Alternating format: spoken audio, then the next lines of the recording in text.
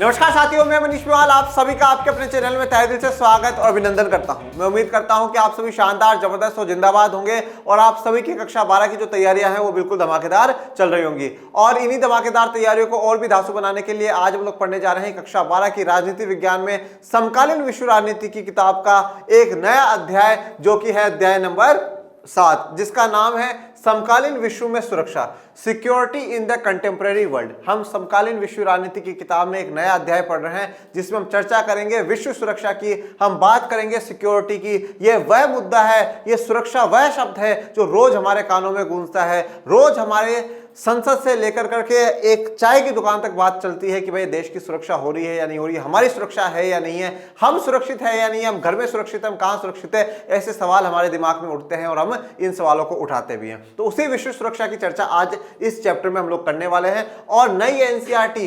2023-24 के अनुसार अगर मैं बात करूं तो ये चैप्टर का नंबर है चैप्टर नंबर 5। कौन सा नंबर है? चैप्टर नंबर 5 है। कंटेंट नई एनसीईआरटी के हिसाब से आपको कराया जा रहा है, बस चैप्टर नंबर पुराने के हिसाब से अपन चला रहे हैं। तो चैप्टर नंबर 7 समकालीन विश्व में सुरक्षा, और आज है उसका लेक्चर नंबर 1। और हमारी एक परंपरा है कि जब भी हम नया अध्याय शुरू करेंगे तो सबसे पहले जानेंगे कि इस चैप्टर में हमें क्या क्या पढ़ना है।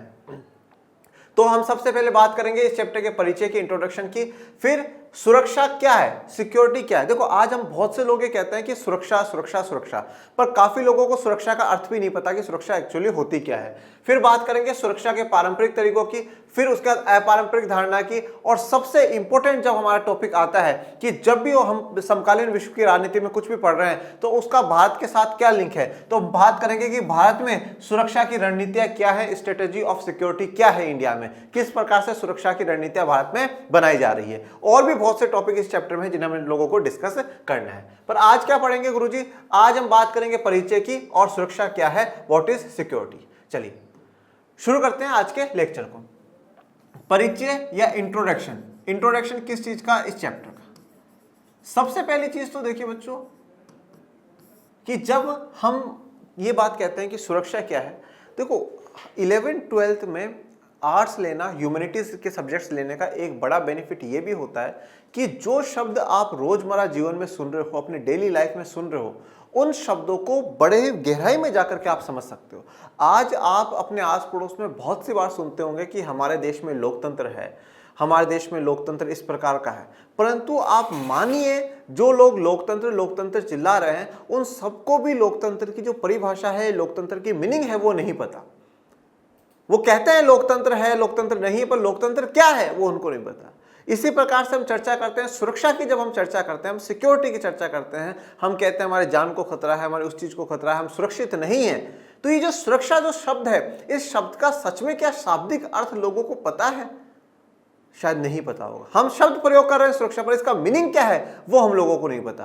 तो एक ह्यूमैनिटीज के सब्जेक्ट पढ़ने पर हमें ये बेनिफिट होता है कि जो शब्द आस पड़ोस के लोग हमारे रोजमर्रा जीवन में इस्तेमाल हो रहे हैं उन शब्दों को हम समझ पाते हैं। और जब हम उनको समझ जाते हैं और जब लोगों को ये नहीं पता होता कि सुरक्षा क्या है, लोकतंत्र क्या है, क्या ये मुद्दा है क्या नहीं है, और जब आप उन चीजों को उन लोगों को एक्सप्लेन करते हो तो आप लोगों का एक स्तर ऊपर उठता है और लोग कहते हैं कि वाह क्या पढ़ाई कर रहा है बच्चा, उसको इन बातों के बारे में पता है, जो हमें नहीं पता था वो उसको पता है। और हम कब दूसरों से हटकर करके हो सकते हैं? जब हम कुछ दूसरा हटकर करके काम करें। जब लोगों को किसी चीज के बारे में नहीं पता और हमें पता होता तो एक बड़ी गौरवान्वित वाली बात होती है। तो ह्यूमैनिटीज के हर चैप्टर का, हर टॉपिक का आपको बेनिफिट ही बेनिफिट मिलेगा। आपको एग्जाम के पॉइंट ऑफ व्यू में तो बेनिफिट है ही, इसके साथ आपको जीवन में हमेशा अपना स्तर ऊंचा उठाने का, आपको सदैव अपना सीना चौड़ा करने का अवसर अगर देंगे तो ह्यूमैनिटीज के सब्जेक्ट के टॉपिक्स ही आपको देंगे।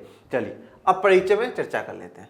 विश्व राजनीति के बारे में पढ़ते हुए अक्सर हमारा सामना सुरक्षा अथवा राष्ट्रीय सुरक्षा जैसे शब्द से होता है। हम सोचते हैं कि शब्दों के अर्थ हमें मालूम है। देखो जब भी हम विश्व राजनीति की बात करते हैं, हम बात करते हैं कि वर्ल्ड जो पॉलिटिक्स है, जो पूरे विश्व में राजनीति चल रही है, उसमें हमारा सामना होता है सुरक्षा और राष्ट्रीय सुरक्षा जैसे शब्दों से होता है कि सिक्योरिटी होनी चाहिए, क्या ये वाला जो देश है ये सुरक्षित है या नहीं है, क्या इस देश की सुरक्षा में क्या कमी है। आज आतंकवाद का जो मुद्दा है वो पूरे विश्व पर हावी होकर करके मंडरा रहा है। तो उस आतंकवाद से किस प्रकार से दुनिया असुरक्षित है, तो हम जानेंगे कि जो नए स्रोत हैं खतरे के, उसमें हम चर्चा करेंगे इसी चैप्टर में आतंकवाद की। तो ये सब क्या है, तो जो सुरक्षा शब्द है हम विश्व राजनीति में सुनते हैं कि सुरक्षा होनी चाहिए, राष्ट्रीय सुरक्षा, नेशनल सिक्योरिटी होनी चाहिए, और नेशनल सिक्योरिटी राष्ट्रीय सुरक्षा के लिए ही हम बात करते हैं। हम डिफेंस को देखते हैं, डिफेंस में जब मैं बात कर रहा हूं तो यहाँ पे मैं आर्मी की भी बात कर रहा हूँ, नेवी की भी बात कर रहा हूँ और एयरफोर्स की भी बात कर रहा हूँ। इसके अलावा अगर हम लोग देखें, हम पुलिस जो डेली लाइफ में हमारी हेल्प करती है, इसके अलावा पैरा मिलिट्री फोर्सेस को देखेंगे, पैरा मिलिट्री फोर्सेस में जैसे इंडिया में सीआरपीएफ हो गई, तो ऐसी ये सब क्या है, ये पूरी हमारे राष्ट्र को, राष्ट्र के हर एक एक व्यक्ति को सुरक्षित करने के लिए है। तो सुरक्षा का मुद्दा हम पूरे विश्व में पढ़ते हुए आ रहे हैं, तो ये विश्व राजनीति जब पढ़ते हैं तो सुरक्षा का मुद्दा उठता है। पर सच में हम ये सोचते हैं कि हमें इन शब्दों का अर्थ मालूम है, बट रियलिटी में क्वेश्चन ये उठता है कि क्या सच में हमें इन शब्दों का मालूम है, क्या हम सच में अर्थ जानते हैं कि सुरक्षा का अर्थ क्या है। आज हम कहते हैं सुरक्षा, सुरक्षा का मतलब सीधा सा आप ये मानते हो कि मुझे कुछ नुकसान नहीं होना चाहिए, नुकसान नहीं हो रहा है मतलब मैं सुरक्षित हूं, यही हम मानते हैं। पर क्या यह सुरक्षा का वास्तविक अर्थ है, क्या यह सुरक्षा का सही अर्थ है, देखते हैं। लेकिन क्या सचमुच हमें इन शब्दों के अर्थ मालूम हैं? तो जैसा हम सोच रहे हैं कि हमें मालूम है, पर क्या सच में हमें मालूम है? तो मैं कहूंगा कि हमें बिल्कुल भी इसके अर्थ नहीं मालूम। पर आज इस लेक्चर को देखने के बाद आपको सुरक्षा का अर्थ पता चल जाएगा कि सुरक्षा का अर्थ क्या है, what is the meaning of security in our life. हम जब सुरक्षा की बात करते हैं तो सुरक्षा का मतलब क्या होता है वो आज आप जान जाएंगे मेरे प्यारे बच्चों। बहस या चर्चा को रोकना हो तो अक्सर इस जुमले का इस्तेमाल होता है, कहा जाता है कि सुरक्षा का मसला है और देश की भलाई के लिए बड़ा जरूरी है। जब भी कहीं पर डिबेट्स होती है, किसी भी प्रकार का कोई डिस्कशन होता है, तो काफी बार आपने देखा होगा किसी मुद्दे पर अगर किसी को जवाब नहीं देना हो तो वो कहता नहीं साहब ये तो सुरक्षा का मामला है, इस मामले पे मैं जवाब नहीं दूंगा, ये राष्ट्रीय सुरक्षा का मुद्दा है, इस पर जवाब नहीं देंगे। तो सुरक्षा का मसला मतलब कहीं ना कहीं सुरक्षा एक ऐसा मुद्दा है जिस पर जो व्यक्ति बोल रहा है वो बच करके निकल भी सकता है और अपने आप को बचा भी सकता है कि साहब ये मेरी सुरक्षा है इसलिए मुझे ये अधिकार मिलना चाहिए, ये मैं सुरक्षा का मुद्दा है इसलिए मैं ये बात नहीं रख सकता।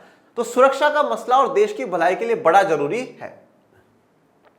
ऐसा कहने का मकसद ये जताना होता है कि मसला बड़ा महत्वपूर्ण है अथवा गुप्त है और इस कारण उस पर खुली चर्चा नहीं हो सकती। तो देखिए जब ये बात कही जाती है कि सुरक्षा का मसला है, जब सिक्योरिटी की बात आ जाती है ना, तो सिक्योरिटी की बात बड़ी इंपॉर्टेंट आ जाती है।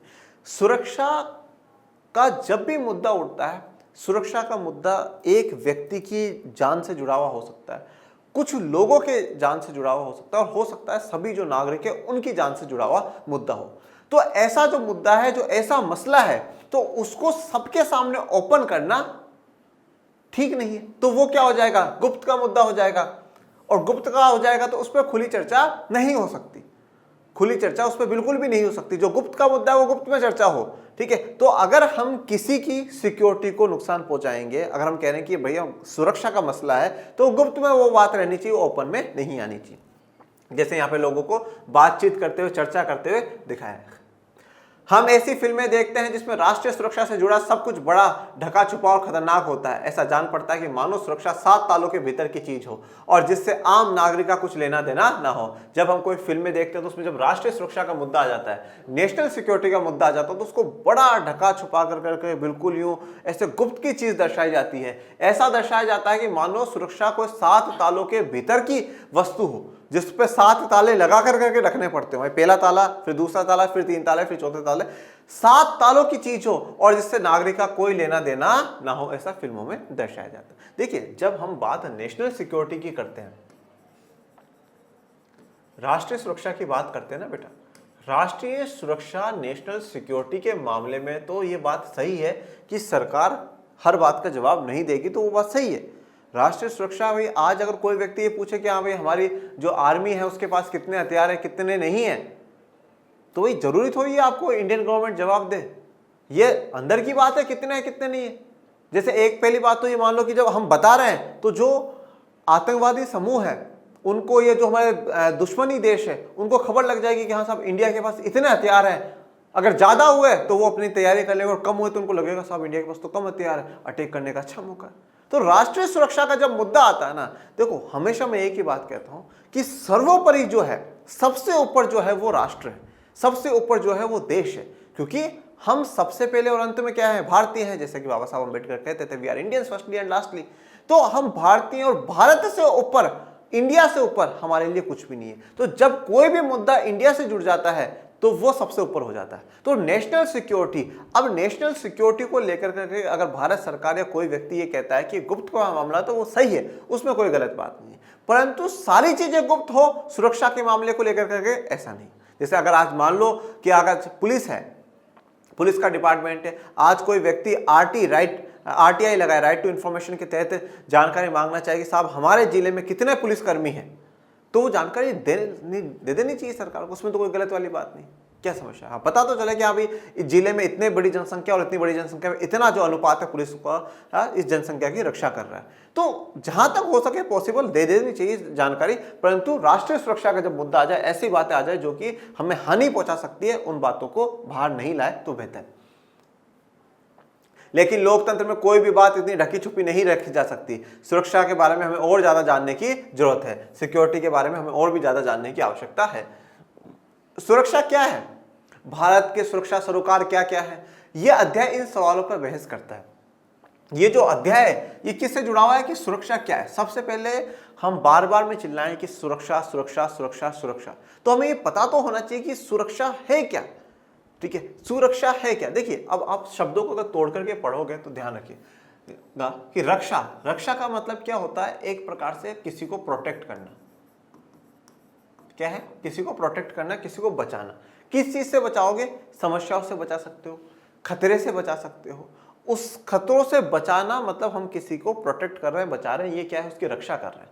जैसे आपने कभी कभार देखा होगा कि जैसे मान लीजिए किसी व्यक्ति को अगर कहीं से धमकी मिलती है या किसी व्यक्ति को कोई डरा रहा धमका रहा, तो थाने में जाता, तो एक गार्ड वहां से, एक जो थानेदार जो गार्ड होता है वो उस व्यक्ति को अपॉइंट किया जाता है कि साहब आप इनकी सुरक्षा, इनकी रक्षा करोगे, इनको बचाओगे, जो इनको खतरा है उस खतरे से बचाने का काम करोगे। तो रक्षा करना, सु शब्द जो हम लोग प्रयोग करते हैं ना बेटा, ये कहीं ना कहीं एक अच्छी चीजों को दर्शाता है। ठीक है, जैसे आपने सुना होगा सपूत कपूत, तो सपूत अच्छी औलाद है, कपूत बुरी औलाद है। ठीक है ना, तो सु जो शब्द है वो अच्छों के लिए। तो अच्छे वाला जो प्रोटेक्शन हम लोग देते हैं, अच्छी वाली जो रक्षा हम लोग करते हैं, वो वाली क्या है? एक प्रकार से सुरक्षा है। वो वाली एक क्या है? अच्छी प्रकार से सुरक्षा है। तो हमें प्रोटेक्शन करना है। किन चीजों से प्रोटेक्शन करना है? जो गलत चीजें हैं, जो डर है, जो खतरा है, उन खतरों से बचाना कहीं ना कहीं, और उन खतरों से हम बच जाए, यही हमारे लिए सुरक्षा है, यही हमारे लिए सुरक्षा है, यही हमारे लिए प्रोटेक्शन है। और आगे भी हम चर्चा करेंगे। भारत के सुरक्षा सरोकार क्या क्या है, मतलब भारत सुरक्षा को लेकर के क्या क्या सोचता है, क्या क्या बेनिफिट्स भारत के हैं और क्या क्या भारत की तैयारियां, ये सब कुछ, इन सभी सवालों पर हम लोग डिबेट करेंगे। इसमें सुरक्षा को समझने के दो नजरियों की चर्चा की गई है। तो यहाँ पर दो नजरिए हैं, वो हम समझने की कोशिश करेंगे। पारंपरिक और अपारंपरिक की यहाँ पर चर्चा होगी। अध्याय में इस बात पर जोर दिया गया है कि विभिन्न संदर्भ और स्थितियों को ध्यान में रखना जरूरी है, क्योंकि इसी से सुरक्षा के बारे में हमारा नजरिया बनता है। अब विभिन्न संदर्भ और स्थितियों को हम ध्यान में रखेंगे और फिर उसी से हम सुरक्षा को तय करेंगे, क्योंकि सुरक्षा का नजरिया हमारा इसी से बनता है। देखो, मैं आपको एक चीज बताता हूँ, सुरक्षा क्या है, ये बात आपको कहीं ना कहीं भी मैंने क्लियर कर दी कि खतरों से बच जाना हमारे लिए सुरक्षा है। पर हर व्यक्ति के लिए खतरा सेम भी नहीं होता। मैं जैसे कहूं कि भैया मेरे लिए जो मेरा पड़ोसी है, वो, उससे मुझे डर है, वो बहुत खतरनाक व्यक्ति है, तो मैं उससे सुरक्षा चाहता हूं। आप हो सकता है आपको और किसी चीज का डर लगता हो और उस चीज से खतरे से चाहते हो। तो क्या हर चीज सुरक्षा के मुद्दे में आएगी या नहीं आएगी, वो भी हम लोग यहाँ पे देखेंगे। यहाँ पे जैसे दर्शाया गया कि दो लोग हैं और दो लोग अलग अलग जो बातें हैं वो सोचते हैं, और नजरिया जो है वो दर्शाया जाता है। आप लोग जीवन में एक शब्द प्रयोग करते हैं, एटीट्यूड। ठीक है ना, जब कोई लड़का या कोई भी लड़की, कोई भी व्यक्ति हो, जब किसी सही से बात नहीं करता है और नहीं करता, तो कहता है अरे साहब एटीट्यूड आ गया, अब एटीट्यूड आ गया। एटीट्यूड का अर्थ होता है बेटा नजरिया। ठीक है, एटीट्यूड का मतलब घमंड नहीं होता।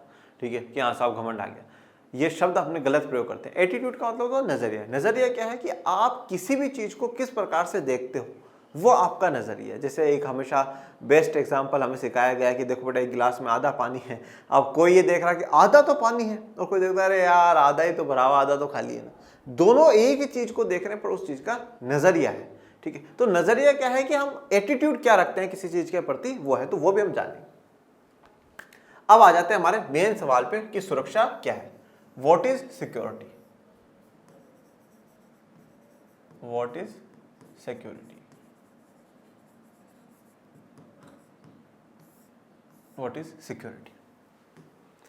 सुरक्षा का बुनियादी अर्थ है खतरे से आजादी। देखो, अब आपसे कोई पूछे कि भाई सुरक्षा का मतलब क्या है, सब बार बार में सुरक्षा सुरक्षा सुरक्षा चिल्लाते हैं, पर सुरक्षा का सही अर्थ, शाब्दिक अर्थ क्या है, तो आप क्या कहोगे कि खतरे से आजादी। जो खतरा है जिस बात का, उस खतरे से अगर हमें आजादी मिल जाए, उससे हम फ्री हो जाए, तो मतलब मैं सुरक्षित हूं। पर यहां पर सवाल ये उठता है, खतरा कौन सा खतरा? किसी को अगर पड़ोसी का भी खतरा है तो वो भी खतरा है, किसी को अपने घर में ही डर लगता है, खतरा लगता है, तो वो भी खतरा है, किसी को कोई बाहर जाने में खतरा लगता है तो वो भी खतरा है। तो कितने खतरों से आजादी है कि जब हम सुरक्षित हो जाए? कौन से खतरों को सुरक्षा के मुद्दों में जोड़ा जाएगा और कौन से को नहीं जोड़ा जाएगा, ये हम चर्चा करेंगे। और एक बात हमेशा ध्यान रखिए कि जो लाइफ है ना बेटा, लाइफ हमेशा क्या है? सिंबल है, सिंबल ऑफ प्रॉब्लम्स, समस्याओं का प्रतीक है जीवन। और ये जो समस्या है, ये समस्या कहीं ना कहीं हमारे लिए खतरों के रूप में ही है। समस्याएं जो हैं हमारे लिए खतरों के ही रूप में है। एक बहुत बड़े फेमस बुक राइटर हैं, उन्होंने को किसी ने कहा था, शायद ऐसा ही था, तो एक व्यक्ति ने उनसे कहा कि ये ना जीवन में बड़ी समस्या है, बड़े दुख है मेरे जीवन में, नहीं कभी ये समस्या आ जाती है, कभी वो समस्या आ जाती है, कभी वो समस्या आ जाती है। तो फिर वो राइटर उनको कहते हैं कि बोले मैं आपको है ना इन सारी समस्याओं से निजात दिला सकता हूँ, आज़ादी दिला सकता हूँ। तो बोले हाँ बिल्कुल सर, बोले इसीलिए तो मैं आपके पास आया था। तो बोले मेरे साथ आओ एक जगह, बोले एक ऐसा स्थान है जहाँ पर लोगों को बिल्कुल ही समस्या नहीं है। तो बोले सर मुझे भी ले चलो वैसे स्थान पे। तो बोले ठीक है चलो। तो वो उनको कहाँ पर लेकर के जाते हैं? वो उनको जहाँ पे लोगों को डेथ बॉडीज को रखा जाता है, डेथ बॉडीज को जलाया जाता है, दफनाया जाता है, उस स्थान पर लेकर के जाते हैं। बोले देखो यहाँ पे कोई व्यक्ति आपको दिख रहा है यहाँ पे चिंतित हुआ हुआ? बोले सर कैसी बातें कर रहे हैं आप यहाँ पे मुझे ला करके पूछ रहे कोई चिंता दिख रहा है? तो बोले भाई यही तो बात है ना, जीवन है तो समस्याएं हैं, समस्या उन्हीं के नहीं है जिनका जीवन नहीं है। तो जब तक जीवन रहेगा तब तक समस्याएं भी रहेंगी। समस्याएं अलग अलग प्रकार की हो सकती है। किसी के पास आर्थिक समस्या हो सकती है कि उसके पास धन नहीं है, किसी के पास सामाजिक समस्या हो सकती है कि उसको जाति के आधार पर, रंग के आधार पर, लिंग के आधार पर, वर्ग के आधार पर, स्थान के आधार पर, अलग अलग चीज़ों के आधार पर उसको भेदभाव देखना पड़ता है, ये भी समस्या है। किसी को हो सकता है कि शारीरिक समस्याएं हो, किसी को हो सकता है किसी से डर हो, कोई भी है, ये सारी की सारी समस्या है। और ये समस्या कब तक है? जब तक जिंदगी है, जब तक लाइफ है। तो life is equal to problem है। तो लाइफ रहेगी तो बोले भैया प्रॉब्लम भी रहेगी। और अगर तुम चाहते हो कि भैया प्रॉब्लम्स खत्म हो जाए तो वो उसी दिन खत्म होगी जिस दिन लाइफ खत्म हो जाएगी। और अब आजकल के काफी जो यूथ जनरेशन है बच्चों, वो लोग सुसाइड की तरफ कदम उठाते हैं। किसी का अगर नीट में नंबर नहीं आता, ये लो ये टंग गए, यूपीएससी क्रैक नहीं होता, लो टंग गए। अरे भाई टंगना समाधान थोड़ी है भाई, टंगना समाधान थोड़ी है। तो आप क्या सोचते हैं कि हाँ वहां टंग जाएंगे तो सारी समस्या खत्म हो जाएगी? जो जीवन आपके पास बचा था, किसी बच्चे के पास, किसी व्यक्ति को, मैं कहता हूं कि अगर किसी की जीवन भगवान ने 60 वर्ष लिखा था और वो 28 साल की उम्र में अपने आप को सुसाइड करके खत्म कर दे, तो भाई तुमने जिंदगी के 32 साल, क्या डॉक्टर बनना ही सफलता थी? क्या कलेक्टर बनना ही सफलता थी? उसके बिना जीवन में कुछ भी नहीं है। बाकी तो सारे जो लोग काम करे वो फालतू, उनको तो पहले ही मर जाना चाहिए था। हमने 32 साल जीवन के, वो भी उस फांसी के फंदे के साथ खत्म कर दिए जो हमें ईश्वर दे रहा था बेटा।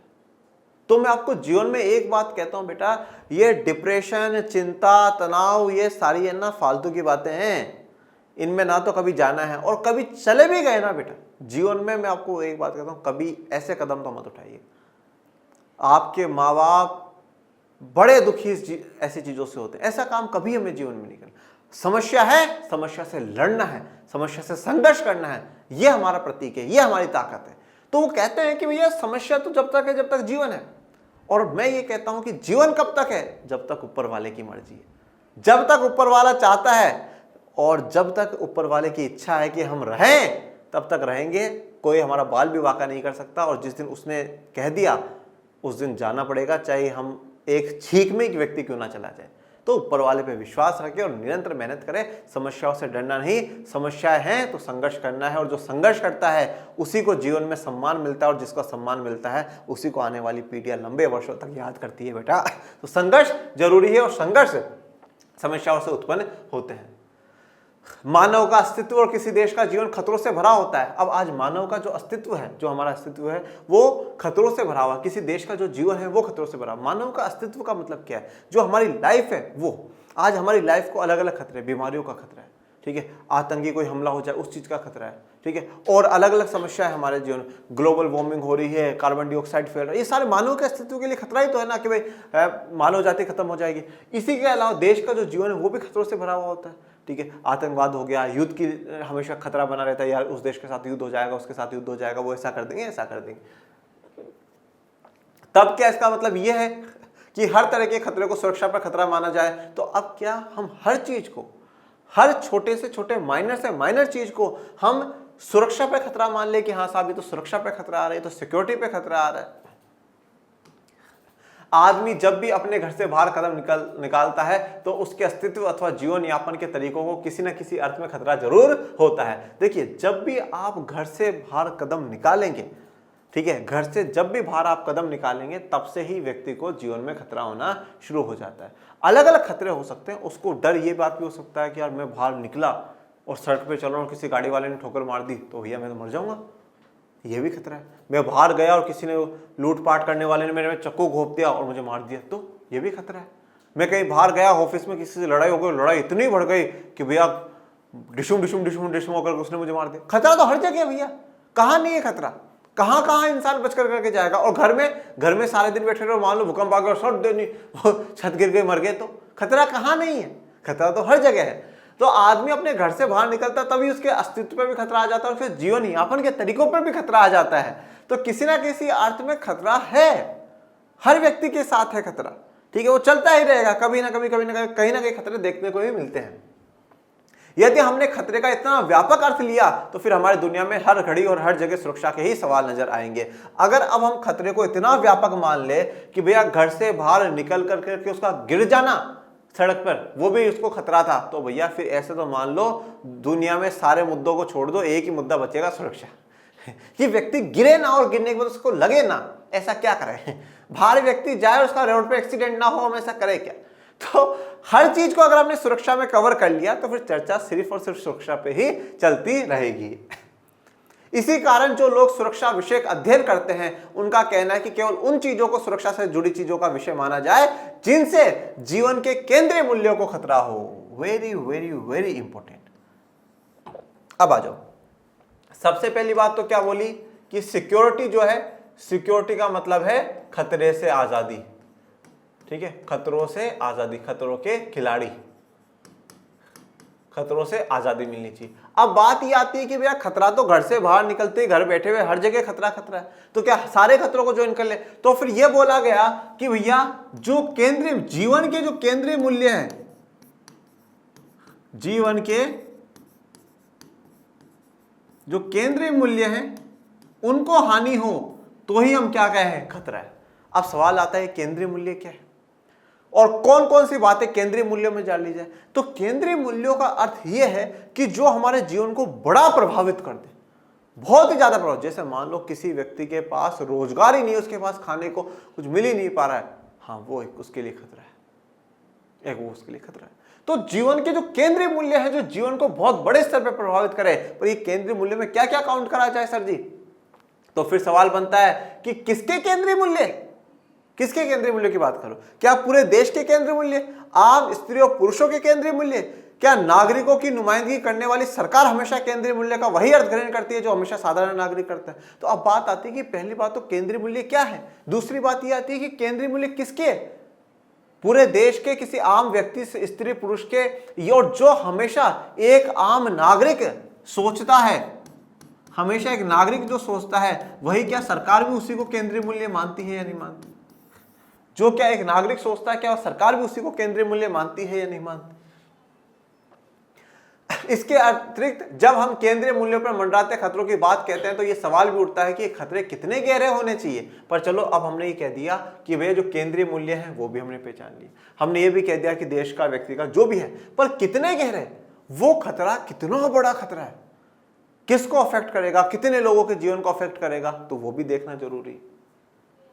जो मूल्य हमें प्यारे हैं कमोबेश उन सभी को बड़े या छोटे खतरे होते हैं। देखिए, अब जो भी मूल्य, जो भी वैल्यूज हम लोगों को प्यारी होती है, अब उन सबको चाहे थोड़ा या बड़ा खतरा सबको होता है। हर चीज को थोड़ा बहुत खतरा होता है। क्या हर खतरे को सुरक्षा की समझ में शामिल किया जा सकता है? तो क्या हम हर खतरे को ये मान ले कि हाँ भैया सुरक्षा है, फिर वही बात आएगी, फिर तो मतलब जीवन में सारे टॉपिक खत्म हो जाएंगे, सिर्फ और सिर्फ सुरक्षा ही बचेगी। जब भी कोई राष्ट्र कुछ करता है अथवा कुछ करने में असफल होता है तो संभव है इससे किसी अन्य देश के केंद्रीय मूल्य को हानि पहुंचती हो। अब जब कोई भी राष्ट्र कुछ करता है या उस करने में असफल हो जाता है तो किसी न किसी देश के अन्य केंद्रीय मूल्य है उनको हानि पहुंचती है, उनको नुकसान पहुंचता है। जब भी राहीगन अपनी राह में लुटा जाता है तो आम आदमी के रोजमर्रा के जीवन को क्षति पहुंचती है। फिर भी अगर हम सुरक्षा का इतना व्यापक अर्थ करें तो हाथ पांव हिलाना भी मुश्किल हो जाएगा और हर जगह में खतरे नजर आएंगे। अब राहगीर का मतलब क्या होता है? जो राह पर चलने वाला जो व्यक्ति है। अब कोई व्यक्ति राह पर चल रहा है, अपन रास्ते पे चल रहे हैं और अपन को किसी ने लूट लिया। अब लूट लिया तो भैया ये तो अपना जो जीवन को है वो क्षति पहुंचाने वाली बात है, जीवन को नुकसान पहुंचाने वाली बात है। पहली बात तो जो अपन खून पसीने की मेहनत से जो पैसा कमाते हैं वो उसने लूट लिया, तो फिर घर पे जाकर के खाएंगे पिएंगे क्या? पहली बात तो ये। दूसरी बात, अगर उसको नहीं लूटने दिया तो वो अपन को लौटा देगा भगवान के पास कि चल भैया तू तो हमारे जीवन को नुकसान हो सकता है। परंतु लूटपाट का हो गया, इस प्रकार की घटनाएं हम एक कम माइनर चीजों में देखते हैं। हर व्यक्ति के साथ नहीं होती लूटपाट, ठीक है, हर व्यक्ति के साथ ऐसा नहीं होता। और जनरली क्या होता है, जब लूटपाट होती है तो लूटपाट लेकर के चला जाता है। मारने के केसेस तो बहुत कम केसेस में देखे जाते हैं। मैं सर सपोर्ट नहीं कर रहा हूँ कि हाँ चलो लूटपाट तो करके चले गए, चोर बहुत सीधे थे बेचारे, मारा नहीं, धन्यवाद उनको ऐसा नहीं, वो गलत बात है। पर मुद्दा यहाँ पर यह है कि अगर हम इस प्रकार से हर एक एक छोटी छोटी बातों को अगर इन खतरों में जोड़ना शुरू कर देंगे, अगर हम उनको डेंजर मानना शुरू कर देंगे तो फिर खतरा तो हर तरफ ही खतरा है, ठीक है, तो हर तरफ खतरा है। इस हिसाब से तो फिर हमें हाथ पांव भी हिलाना ही मुश्किल हो जाएगा।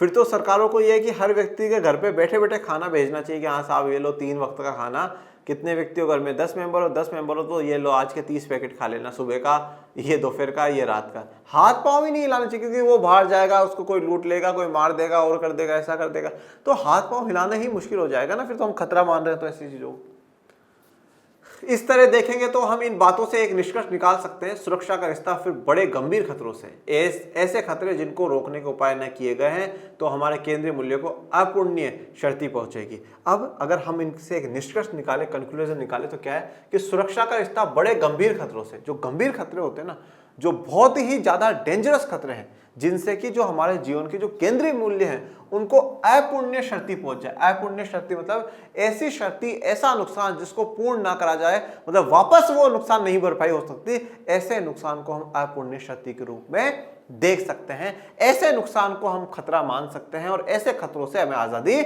मिलनी चाहिए, वही हमारे लिए सुरक्षा का मुद्दा बनेगा। ये बातें तो ठीक हैं, फिर भी हमें ये स्वीकार करना चाहिए कि सुरक्षा अपने आप में भुलैयादार धारणा है। मिसाल के लिए हम ये पूछ सकते हैं कि क्या सदियों अथवा दशकों से विभिन्न समाजों में सुरक्षा की एक समान धारणा चली आ रही है? तो देखिए, अब हम ये भी स्वीकार करते हैं कि सुरक्षा अपने आप में भुलैयादार धारणा, भुलैयादार मतलब समय समय के साथ चेंज होती है, वो भुलैया है तो वो भूल जाती है। जैसे अब सदियों और दशकों से अलग अलग समाजों में क्या एक समान धारणा चली आ रही है? एक जैसा ही कॉन्सेप्ट है सुरक्षा का, कोई व्यक्ति किसी चीज को सुरक्षा मानता है, कोई व्यक्ति किसी चीज को सुरक्षा मानता है, इस प्रकार से। जैसे मैं आपको एक उदाहरण देता हूँ, एक बार जैसे मैं राजस्थान से हूँ और एक बार राजस्थान के RS एग्जाम होता है, जैसे UPSC IAS का कराती है, तो उस राजस्थान के RS एग्जाम में इंटरव्यू में एक सवाल पूछा गया था। राजस्थान में क्या है, अब मुझे नहीं पता दूसरे राज्यों में है या नहीं है, जब दूल्हा घोड़ी पर चढ़ता है ना तो वो माँ का दूध पी करके घोड़ी पर चढ़ता है। ऐसी प्रथा है, परंपरा है राजस्थान में कि वो माँ का दूध पी करके नाम मात्र इस प्रकार से वो नाम करके घोड़ी पर चढ़ता है और फिर बारात की चढ़ाई होती है, मतलब बारात जाती है। तो सवाल पूछा गया था राजस्थान इंटरव्यू में, RS के इंटरव्यू में, कि जो दूल्हा है वो माँ का दूध पी करके घोड़े पे क्यों चढ़ता है, बारात जो है वो लेकर के क्यों जाता है। तो एक्चुअल में बाद में वो व्यक्ति तो जवाब नहीं दे पाया, पर बाद में जब इस बात की जवाब आई, ये न्यूज़पेपर में बड़ी हेडिंग में छपा था कि साहब ये ऐसा सवाल पूछा गया है, तो उस पर बाद में लोगों ने जवाब जो दिया, उन्होंने ये कहा कि एक्चुअल में क्या है कि पहले के समय में जो बारातें जाया करती थी, पहले के समय में इतनी कोई ज़्यादा सुख सुविधाएं तो थी नहीं, बस गाड़ियाँ थी, हाँ चले गए और चले गए। तो क्या है कि पहले के समय में जब जाया करती थी और जब पत्नी को लेकर करके लौटा करते थे तो वहाँ पे एक संदेश दिया जाता था कि बेटा चाहे खुद का जीवन बीत जाए, चाहे खुद को कुछ भी हो जाए, पर औरत को हाथ भी नहीं लगना चाहिए। ठीक है, ये माँ का दूध जो तूने पिया है ना, ये माँ का दूध लजाना मत, मतलब इसकी बेइज्जती मत होने देना, क्योंकि तुझे बीच में अंधेरे में डाकू डकैत लुटेरे बहुत मिलेंगे, पर पत्नी की रक्षा होनी ही चाहिए। तो सही सलामत जाना और सही सलामत वापस लौट करके आना। जो माँ का दूध तूने पिया है ना, इसको मत लजाना, इसकी बेइज्जती मत होने देना। तो अब उस समय के अगर मैं दौर की बात करूं, अब आज के समय में ऐसा नहीं है। आज के समय में गाड़ियां हैं, बसों में जाते हैं, चले जाते हैं, आ जाते हैं, और अब तो बीच बीच में थाने भी है। अगर कहीं पे कोई समस्या होती है तो फट देनी पुलिस भी रिपोर्ट ले लेती है। पर उस समय के दौर की बात करें तो खतरा क्या माना जा रहा है कि सभी जो लुटेरे हैं, डाकू डकैत हैं, इस प्रकार की जो घटनाएं कर रहे हैं, उनको खतरा माना गया है। तो खतरे की जो धारणा है समय दशकों में अलग अलग रूप से जो बदलती हुई हमें देखने को मिलती है। ऐसा हो तो आश्चर्यजनक है, क्योंकि संसार में कितनी ही बातें रोज बदलती रहती है। तो फिर इस हिसाब से अगर हम देखें कि समय के साथ या समाज के साथ चीजें बदलती है, तो फिर रोज कुछ ना कुछ बदलता है, और रोज इस हिसाब से खतरे की जो बातें हैं वो बदल जाएंगी। फिर हम ये सवाल भी कर सकते हैं कि क्या किसी खास समय में विश्व के सभी समाजों में सुरक्षा की एक जैसी धारणा रहती है? तो क्या किसी खास समय में समाजों में सुरक्षा की एक जैसी जो धारणा है वो रहती है? देखो, अगर आज के समय में हम बात करें तो कुछ चीजें ऐसी हैं जो कि कॉमन है, जिससे हर देश कहीं ना कहीं निपटना चाहता है, उन चीजों को खत्म करना चाहता है। जैसे एक तो है आतंकवाद, इसके अलावा एक चीज आप इस पूरी किताब में अभी तक पढ़ते हुए आए होंगे, और पूरे विश्व ने कोशिश करी है कि कहीं ना कहीं जो युद्ध होते हैं देशों के बीच में, ये युद्ध टल जाए, ये युद्ध ना हो, हर चीज शांति और सहयोग के हिसाब से हो जाए, युद्ध टल जाए, परमाणु हथियारों का यूज कम हो, हथियारों को कम से कम बनाया जाए। तो इस प्रकार की जो घटनाएं, इन सबको तो सब खतरा ही मानते हैं।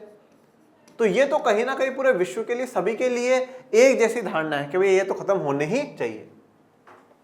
ये बात भी हजम नहीं होती और आश्चर्यजनक लगती है कि करीब 200 मुल्कों के 7 अरब लोग सुरक्षा की एक जैसी धारणा रखते हो। देखो, अब सवाल हर तरफ है बेटा, अगर सब अलग अलग धारणा रखते हैं तो फिर भैया कैसे, पूरे विश्व में तो रोज कुछ ना कुछ बदलता है, तो रोज धारणा बदलती होगी। और फिर ये कहता है कि अगर कोई व्यक्ति, चलो मान लो कि कुछ चीजों पे एक जैसी रखते हैं, तो ये तो बड़ा आश्चर्यजनक है कि 200 मुल्क, 200 देशों के 7 अरब लोग एक जैसी धारणा मानते हैं, एक जैसे। ये बिल्कुल एक ऐसा है बेटा कि जैसे मान लो क्लास में 10 बच्चे बैठे हैं, अब 10 ने बिल्कुल सेम टू सेम आंसर लिखा है। आप बोलोगे सर आंसर तो सेम ही लिखेंगे, पर जो गलती पहले ने करी वही दूसरे ने, वही तीसरे ने, वही चौथे ने, जो लाइन पहले ने काटी थी वही दूसरे ने काटी, तीसरे ने काटी, चौथे ने काटी, तो फिर तो दाल में कुछ काला है ना, फिर तो समझ में आ जाएगा कि भाई सबने चीटिंग करी है। तो उसी प्रकार से 200 मुल्कों के 7 अरब जनता अगर एक ही बात को खतरा मानती है, तो कहीं ये आश्चर्यजनक बात है, चौंकाने वाली बात है। ऐसे में आपको ये जानकर कोई धक्का नहीं लगेगा कि सुरक्षा का एक विवादग्रस्त धारणा है। तो सुरक्षा एक विवादग्रस्त धारणा है, मतलब ये विवादों से घिरी हुई धारणा है, मतलब इसमें विवाद है। कोई किसी चीज को सुरक्षा मानता है, कोई किसी चीज को सुरक्षा मानता है। सिक्योरिटी एक अपने स्तर का मुद्दा है, सब अपने स्तर पे उस पर सोच रहे हैं। आइए सुरक्षा की विभिन्न धारणाओं को 2 कोटियों में रखकर समझने की कोशिश करते हैं, यानी सुरक्षा की पारंपरिक धारणा और अपारंपरिक धारणा। तो अब हम आगे जो पढ़ेंगे, सुरक्षा की इन विभिन्न धारणाओं को बांट करके पढ़ेंगे, जिसमें पारंपरिक धारणा भी है और अपारंपरिक धारणा भी है। ट्रेडिशनल और नॉन ट्रेडिशनल जो नोशंस हैं सिक्योरिटी के, उनकी चर्चा अपन लोग यहाँ पर करेंगे। तो अभी तक आपको सुरक्षा क्या है, सुरक्षा खतरों से आज़ादी है। कैसे खतरे? ऐसे खतरे जो कि हमारे जीवन के केंद्रीय मूल्यों को इतना शर्ती, इतना नुकसान पहुंचा दे कि उनको वापस से ठीक नहीं करा जा सकता, ऐसे खतरों को हम काउंट करते हैं। ठीक है, अब इसमें हम 2 कोटियों में, मतलब 2 भागों में चर्चा करेंगे, पारंपरिक धारणा की और अपारंपरिक धारणा की। पहले पारंपरिक धारणा, फिर अपारंपरिक की चर्चा करेंगे। उसके बाद आज के समय में जो खतरे के नए स्रोत है, मतलब कहां कहां से और खतरा पैदा हो रहा है, उनकी भी चर्चा करेंगे। भारत की सुरक्षा की रणनीतियां क्या हैं, उसकी भी चर्चा करेंगे। ये चैप्टर आपको कहीं ना कहीं सिक्योरिटी पर A to Z सब कुछ क्लियर करा देगा, इसलिए बड़ा इंपॉर्टेंट चैप्टर, बड़ा महत्वपूर्ण चैप्टर है, अच्छा चैप्टर है। और हर बार मैं एक ही बात कहता हूं, ह्यूमैनिटीज के हर चैप्टर ही अच्छे होते हैं। तो चलिए आज के लिए इतना ही। आपको कोई डाउट, कोई समस्या हो तो कमेंट बॉक्स में मेंशन कर दीजिएगा मेरे प्यारे विद्यार्थियों। और बाकी आज का लेक्चर कैसा लगा ये भी जरूर बताइएगा, और पढ़ते रहिए, आगे बढ़ते रहिए, और आपके अपने channel learn and share art को ज्यादा से ज्यादा लाइक, शेयर, सब्सक्राइब करते रहिए। और डिस्क्रिप्शन में टेलीग्राम चैनल का लिंक दे रखा है, उसको भी ज्वाइन कर लीजिएगा, जिससे आपको सभी नवीन जानकारियां मिलती रहे। और मिलेंगे नेक्स्ट लेक्चर में, तब तक के लिए थैंक यू सो मच। जय हिंद, जय भारत।